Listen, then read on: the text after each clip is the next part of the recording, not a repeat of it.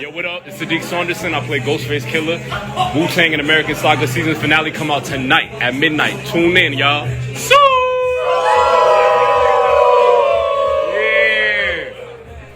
What's up, YouTube? It's your boy Mark Dark, and I'm back with another video. If you're new, if you love Wu-Tang, go ahead and hit that subscribe button. Like the video and leave your theories, comments, everything down below. Now today we're going to be talking about Wu-Tang and American Saga Season 2, Episode 10. This is the season finale. Now I'm going to try my best to go over all the key points in this episode. If I miss anything, you guys let me know down below. And man, finally, the season is over, and it went very, very fast, man. Very fast. I hope we get a season 3 because it's about to get very, very interesting. Now the title of the episode is called As High as Wu-Tang Gets. The description reads, the clan makes big moves for the Wu domination. So those are the key elements in this episode. It was a lot going on, man. A whole lot of things going on in the episode. I think they was trying to speed things up. But like I said, we're going to try to just focus on those key points. You guys let me know exactly what you thought about this episode. Now it begins, and I will say it probably for the first 10 minutes or a little bit more, you know, the screen was in black and white. It was filming, protect your neck, video shoot. And I'm going to tell you right now, this was a crazy video shoot. All types of stuff was going down, man. We had a dude getting jumped. I mean, all types of different things was going on. Of course, they're out there having a great time. This director is trying to run things the way he wants to run things. Bobby has to let him know, look, you are a director, but, you know, we paying for this. And you're going to do what we tell you to do. And that's exactly what happened. I mean, I know the dude did not necessarily agree with what Bobby was trying to do. But, hey, if he's paying for it, you got to respect him and let him have his input. That's just what I believe. Now, Myron, he is trying to have this, you know, this deal he is trying to give your boy Rebel for $20K because he understands that he can sign, you know, him in a solo deal. ODB was making sure he was following everything about this. And to me, that's a low ball, especially after the huge deals some of the other members got. Ain't no way that can be going down, in my opinion. Now, they're out there filming, and they killing it. Like I said, you guys probably need to go check out the video. I already know a lot of you guys have seen it. And after each of these episodes air, I usually go back and listen to some of the songs that they worked on. And I actually been watching this video probably every week since the season has started. Protect Your Neck has been a video I have literally watched every week since season 2 has started.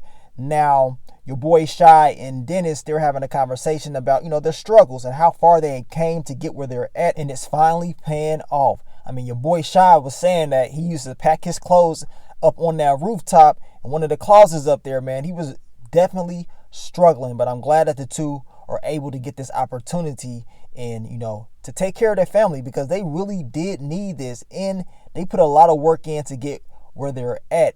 Now, they finally finished filming the music video. They had to end it with the head chop off scene. And like I said, I went back and actually watched the video just to see all these different things that was going on in this actual episode. It's crazy when you go back and see, you know, how they actually aired it back in the day. Now, we get to your boy, Steve Rifkin, and he is telling Bobby, look, he can reimburse them for the money that they spent on the video, or they can go, you know, down south to this event, and it's called Jack the Ripper. It's a huge event down in Atlanta. Of course, all the big names are going to be down there. And Bobby's like, look, that's a no-brainer. We trying to go down there. We trying to perform. This is a great way to promote the album. I mean, this is something that they've been needing. Everything is seeming like it's going good, right? Now, Def Jam, they say, look, y'all can go ahead and wear whatever y'all want. And y'all know what Def Jam is trying to do. They're trying to, you know, put these gifts out there so they can easily, you know, sign, of course, Method Man and ODB. But look, I don't blame them. I would have been taking everything too. You might as well. If it's free, it's free. And you know what I'm saying? The best things in life are free. So that's exactly what each crew member did. They was in there having a good old time. It's crazy because we know deep down inside, your boy ODB really wanted to sign with Def Jam. This has been his biggest dream since he was a kid. Now Tracy tells him, look, you can still sign with us with this whole solo thing. You know, Def Jam, their biggest thing was signing ODB and Method. That's what they wanted to do. But we know things did not play out for ODB. Now, we get to your boy, Power, he has gone back to his parents' shop. He needs to get, some merch because they need to sell these shirts and, merch at the actual event when they go down south. And, his pops is still pissed off at him for what, happened in the past. But at the end of the day, he does give him a little bit of advice as far as, getting these printouts for the clothing and stuff like that. But he still is upset and walks off. Power just wants to prove to his dad that he can do good and he can be successful. So he definitely proved that at the end of the episode. We get to your boy Divine. He is trying to talk business with these labels and figure out what type of deals he can get. Of course, ODB is banging on the door. He's out there just clowning. I mean, throughout the whole episode, ODB was clowning. Now, Divine goes back and he having a conversation with Bobby. He is telling him that Def Jam wants ODB and they want Method Man. And that, I believe they said they was offering Method Man 175,000, and they was offering ODB 150,000. But Elektra, they offered ODB the same deal. But the difference is Elektra, after 20 years, they're going to allow ODB to have his music, something that Def Jam is not willing to do. So Bobby is like, man, yeah, ODB wants to be with Def Jam. This has been his biggest dream, but I can't allow that to happen. You know what I'm saying? He's going to hate me, but we're going to go ahead and just make him sign to Elektra. So that's exactly what Bobby did. Now, I'm going to tell you right now, maybe Bobby should have just, had a conversation with ODB and it would have played out a different way. I know a lot of people was upset about this. What Bobby did was the right move as far as, business wise, but as far as not contacting his cousin and, and talking to him about this deal before he actually made it. Yeah, the principal part is messed up. He didn't go to him. So I can understand ODB being very pissed off about this because he's like, man, you ain't even tell me nothing about this. You signed me to Elektra and, I wanted to be with Def Jam. Yes, Elektra had the better deal, but the principle of everything is you didn't even come to me. So what do you guys think about this? I know a lot of people had different opinions about what your boy RZA did, but hey, he said at the end of the day, you will thank me when it's all said and done. And, I'm pretty sure a lot of the people in the group thanked him down the line. Now, your boy U-God is out of jail, and he's back in the studio, and he wants to get right to work. And he understands that, everything is actually going the way Bobby said it was going to go. It's blowing up. And U-God is like, look, I'm ready to put in this work. Bobby's like, well, we still have to film, your parts for the video, but we're out of film. We got to use the actual camcorder to do your parts. And, I'm trying to finish this album. U-God was about to leave, but he said, you know what? I'll help you. Let's get to it. So U-God went in the booth. He did his verse to the Mystery of Chess Boxing, and he killed it. He straight up killed it. Of course, Bobby, he was hyped. He was like, okay, I see what time it is. Because, at first, he wasn't really in the mood like that. It didn't really seem like that based on what we saw on the show. But once he went in that booth, his energy completely changed. And then after that, we get to your girl Cherie and Dennis, and everything seems like it's going good. He's, of course, happy about going to this event down south. And all of a sudden, his brother, he starts to lose his breath. And I'm like, man, this is serious. This is very serious. And now Dennis is like, okay, I'm probably going to have to stay here and take care of my brother. I got to make sure he is good.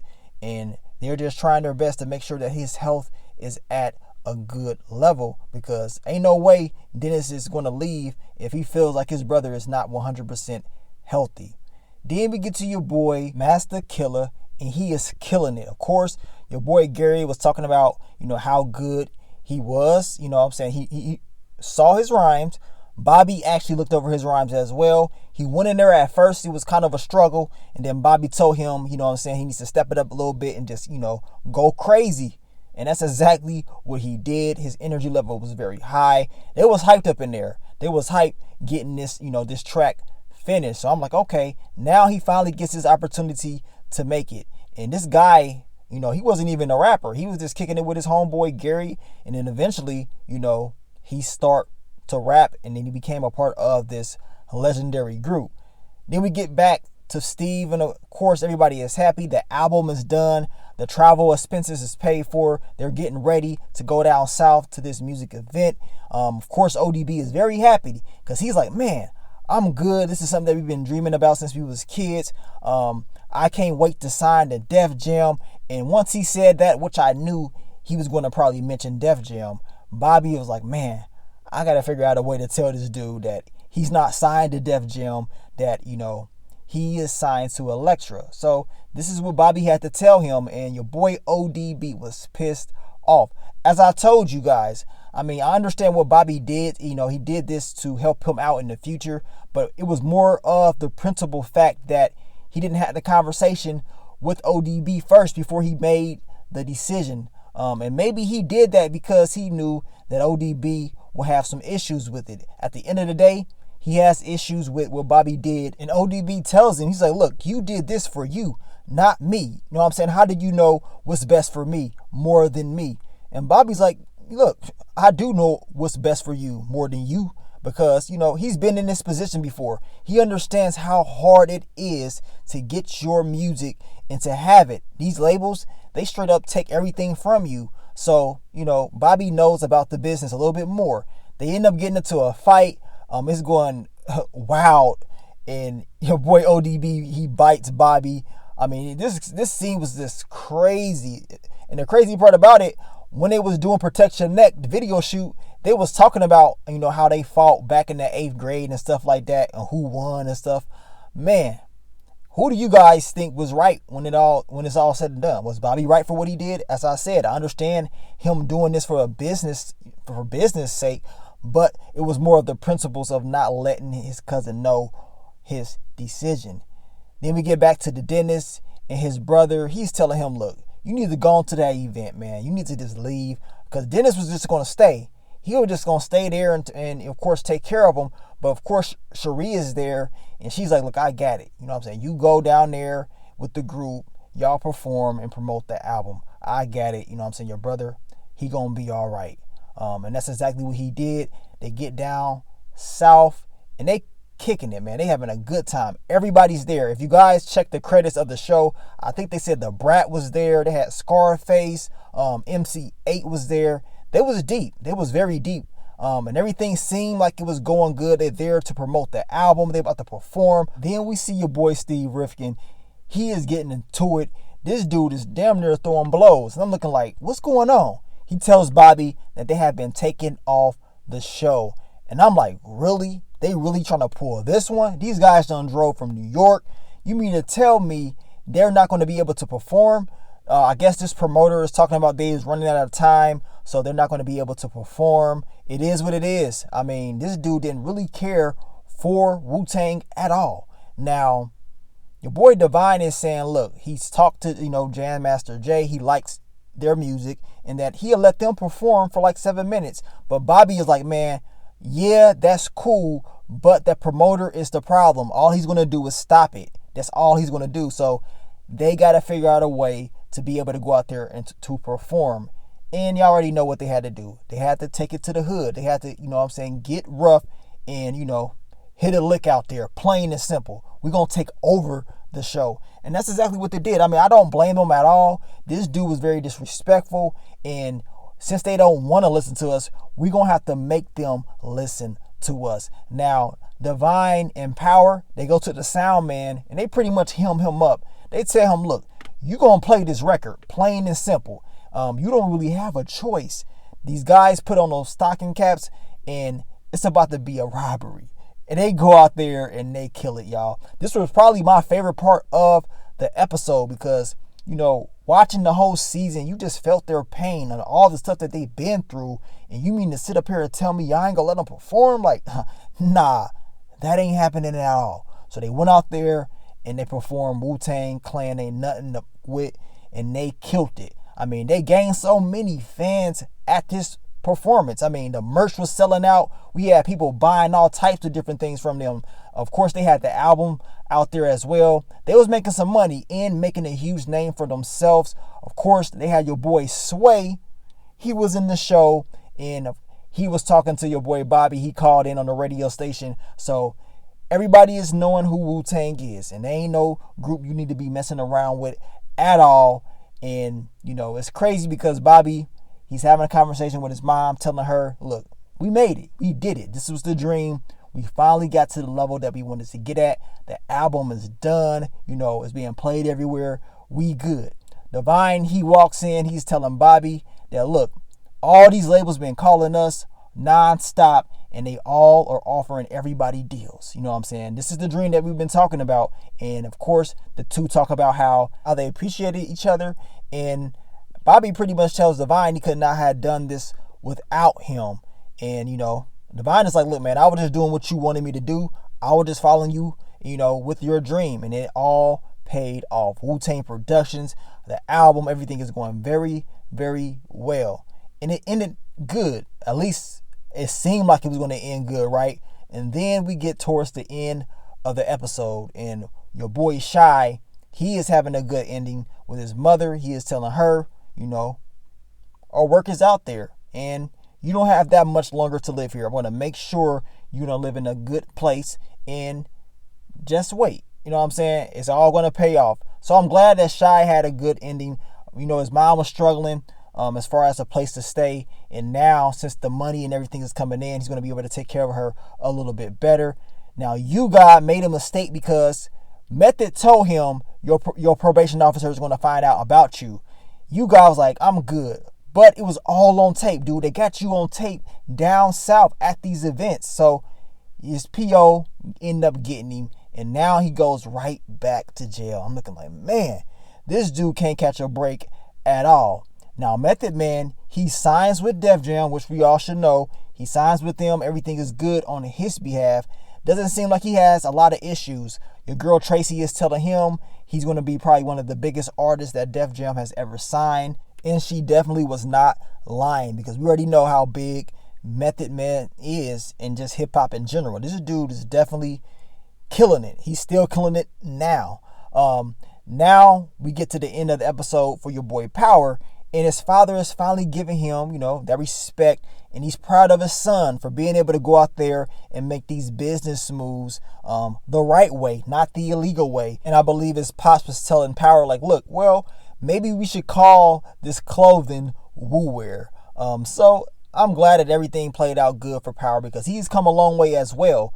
And for him to take an illegal business and say, you know what, I'm going to go the legal route, you know what I'm saying? He showed a lot of character this season, in my opinion. Then we get to your boy ODB. And I will say he didn't have the best ending of this season. He goes behind the bar table or whatever. He starts serving drinks. He's like, look, I'm buying everybody drinks. He ends up knocking out the bartender because he got in his way, and he's telling him, you need to, get up out the way and leave. Your boy ODB was on one. I guess the people there did not necessarily like what he did, so they started to leave. I believe once season 3 starts, or if we get a season 3, we want to see more of ODB's mentality and start to realize that he definitely needs help. And as you've seen in this particular scene, he's not mentally there, man. He's definitely not mentally there, man. And it's just sad how everything ended for him in real life. Then we get to your boy Divine, and he got some great news from Nia. She is going to be having a baby. They're going to be having a baby. And this is something that, they have been wanting. Of course, your boy Divine wanted to make sure they had the money right first before they start having kids. And now the money is coming in. So this is the best time to start a family. And it's good to see that. Everything that he's wanted, from being locked up, coming back home, working with Bobby, I guess it all played out the right way. Now your girl Mecca, she is finally back. We haven't seen her, I think, since like the first or second episode. She is back. She is here for Bobby. Bobby is letting her know, no matter how big he get, he still needs her. He loves her, and everything is going to be good. Even though things are changing around him, he has not changed. Now, all of a sudden, we hear this big boom. Now, Bobby did mention at this new place that he's staying at that the pipes or water is not all the way there or whatever. So this big boom, one of the pipes done bursted or whatever, and he goes downstairs and it's like a huge flood. All his music, it would happen to Bobby, right? His music is always getting messed up. Something is always happening with his music all the time, right? His music is being washed down by all this, this sewer water. And Bobby is pissed off. Now, right before they were showing all that water, throughout the episode, we seen Bobby writing the names of, all the artists' names. He has even mentioned in the episode that he has finished all these albums for each artist. I mean, his dude had all this music, and you mean to tell me he got washed away? He was able to, gather these floppy disks, but still, it could potentially mess up the quality of the music. And Bobby was very upset when this happened. So it didn't necessarily end the best way for him, because this is a lot of work that they put in, and for it to be completely gone, that's going to kill him. At the end of the day, I think he's going to make those adjustments and everything is going to be all right. But still, it was a crazy ending. And overall, season 2 was definitely solid. I really did, enjoy watching it, man. And every week, I did enjoy going back, listening to some of the songs that these guys are working on, watching music videos. I enjoyed all of it. Hopefully, we get a season 3, because I believe you're going to start to see a lot of different things as far as these labels, the deals that they made, and how everything played out for each of these characters' future. So hopefully Hulu gives us that season 3. But overall, very solid season finale. But thank you guys for all the love, all the support you have gave me with this series. All you old head Wu-Tang fans, once again, you give great advice, great knowledge. And once again, I want you guys to leave that great knowledge down below. Let us all know all the details of what really happened. You know what I'm saying? Because I watch and see what you guys have been talking about, and it makes a lot of sense on how things played out in real life. But thank you.